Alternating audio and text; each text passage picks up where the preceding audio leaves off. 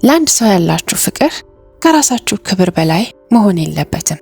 ክብራችሁን የሚቀንስ ፍቅር መርዛማ ነው። በህይወት ውስጥ የሚመጡ ሰዎች ሁልጊዜ ዘላቂ አይደሉም። አንዳንዶቹ ለአንድ ምዕራፍ ብቻ የሚመጡ አስተማሪዎች ናቸው። በህይወት ውስጥ ሰላም ማግኘት ከፈለጋችሁ ሁሉንም ነገር ማረም አቁሙና አንዳንድ ነገሮችን መተው ጀምሩ።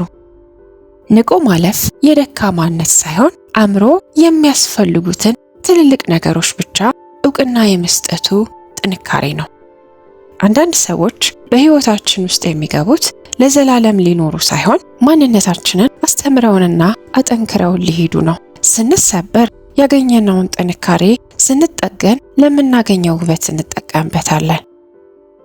ቃላቶቻችሁን በጥንቃቄ ምረጡ፣ ምክንያቱም ቃላቶች አስተሳሰባችሁ ደግሞ ተግባራችሁን ይወስናሉ።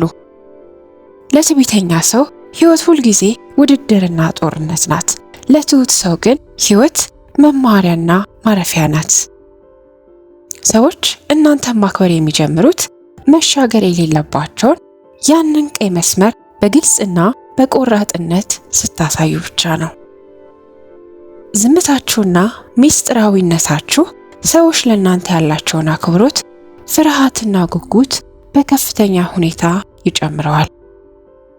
አንዳንዴ ነገሮችን ማሳለፍ ወይም መልቀቅ ካለማቋረጥ ከመታገል የበለጠ ታላቅ ጥንካሬን ይጠይቃል።